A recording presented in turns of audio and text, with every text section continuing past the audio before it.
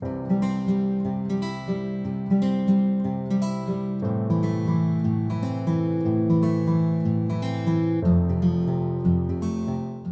welcome to the Real Deal Unmasked. So today our topic is going to be overcoming pride in your relationships.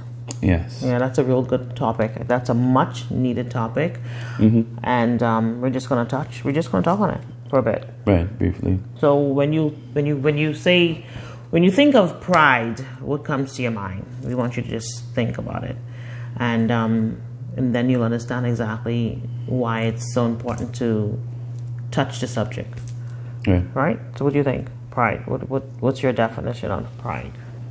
I mean, really and truly, my take on it is, the main thing is it's selfishness. Mm-hmm. It's mainly being more concerned about you. Yeah. Being so caught up on your view of yourself until you everything else to you is secondary. You're so consumed with just you until you're not concerned with the other person or the other person's feelings. And that in a relationship, that creates a huge rift, because really one of the greatest qualities of being married or being in a relationship is the act of being unselfish and not selfish. Someone that's selfish, that's truly unacceptable to be in a relationship and to be selfish.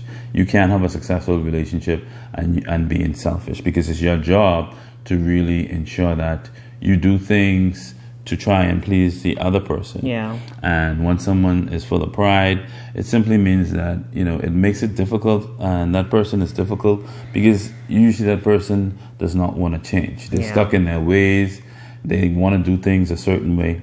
And, that's really unhealthy for your relationship, and it affects you and it stops you from being able to move forward in a lot of circumstances. Yeah, that's good. When I hear the word pride, I think of someone you're just full of yourself. Right. You're full of yourself. You're always right. You see no good in other persons at times, and you just think that you have it all together. So when I think of pride, that's what comes to my mind. Like you're not willing to give it all. You're not willing to humble yourself. You're not willing to allow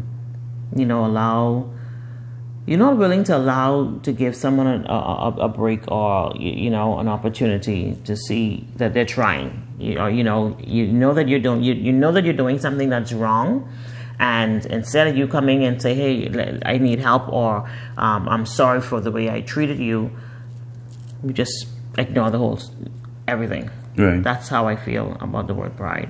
And like my husband said, it's really important that if you're going to be in a relationship, and if you want a healthy and fulfilling relationship, something that's real and not pretending, you have to be able to be willing to give up, give in, and show that the other person means more to you, than you're just thinking.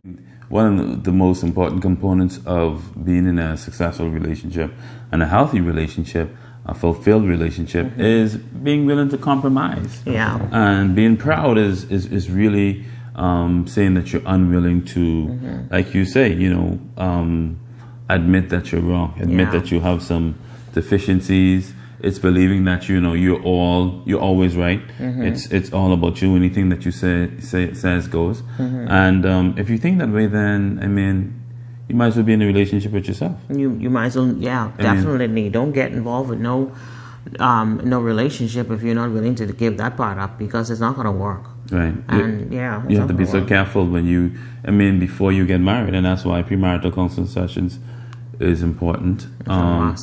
And having open conversations, that's critical, and that's one of the things that we normally don't do in relationships. We just get involved in someone and we don't have these conversations and try to figure out my mindset and your mindset, and how people understand how I think and what's important to me. A lot of times we get in a relationship and then we realize that this person is proud, and then we want to try and fix it, as opposed to paying attention to the signs, having the conversations, and identifying the challenges before you get involved in someone, especially before you get married, and then say, hey, listen, I need you to work on this, and then we can set our wedding date when I see some adjustments in your personality and some things go on. So that's important. It is important. It's important. So, like, you know, it may seem as if it's just a simple topic. Right. It's not.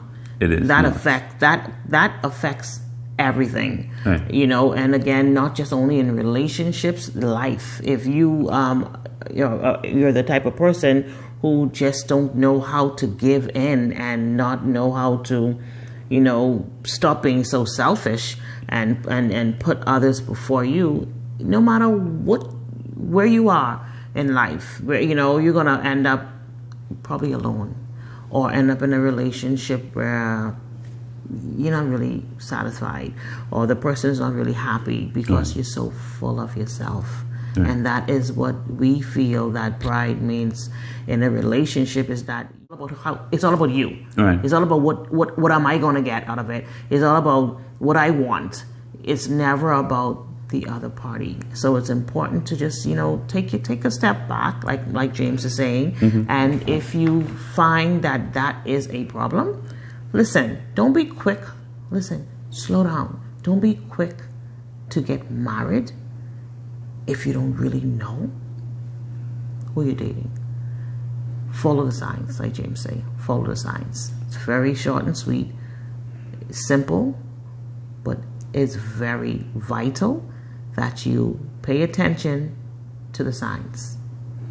You want to add anything to that? Definitely. I mean, because let's just go a little deeper into that pride situation, because you have so many people. Because we talked about doing the premarital counseling sessions, but let's just look at the people that have been married for a while, and, you know, they're married to someone that displays high levels of being I don't want to say proud, but someone that's, you know, just stuck on themselves for a while, and you've been dealing with it, and now you're just to the point where, you know, it's difficult for you to deal with. One of the ways that you can overcome it is having the conversation with the individual. If you're not getting through to them, it's important to bring in a third party.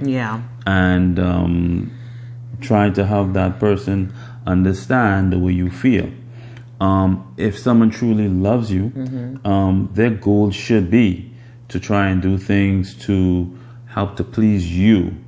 And a part of them understanding how deep their attitude is impacting you is you have to, you know, if, like you said, if you're having that conversation with them and they're not getting it, have that third party come in so that at least you can have that firm conversation. So they need to understand that, hey, some things that you're doing, the attitude that you're displaying is unhealthy for this relationship.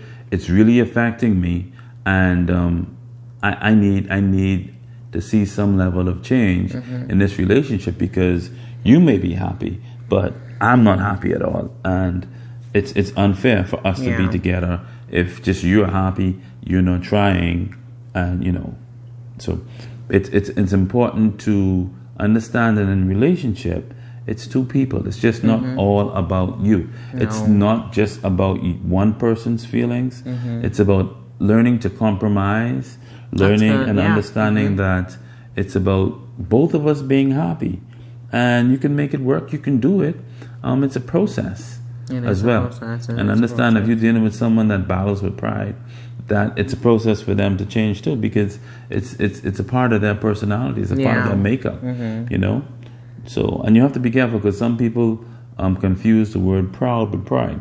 Proud is it's like a parent who has a child, and that child is doing exceptionally well and they're excelling, and you're showing and you're so proud of that child because they're doing well. Pride is when you're caught up in yourself, in your own emotions, and you are so caught up and you continually praising yourself Wow. and not praising other people. Wow. So we have to understand that if you're continually praising yourself, there's a saying that self-praise is no recommendation. And the Bible also says that pride comes before the fall. Wow. So if you're stuck in your pride, then you have to be careful, because eventually a house divided against itself is going to fall. Wow, that's good. So you're causing a level of division in your relationship, causing a level of division in your marriage, because you happy and you're happy with you, but your spouse is not happy with you. Yeah, that's a serious thing. That's a serious thing, guys. And at the end of the day, you got to know that when you are in a relationship, it's two people in it. It's not you. It's not you alone. It's two people. And if you want to see success, if you want to see, once again, a happy and fulfilling marriage or relationship, you have to be willing to put aside your pride. Okay? At the end of the day, if you continue, like James say, you will not make it. You're all out, but you may be all out in one area, you may be all out going to work every day, you may be all out cleaning the house, but you're not all out in your level of affection towards your spouse. Wow. So you have to learn to listen to constructive criticism. Yeah. You have to learn to listen to your spouse.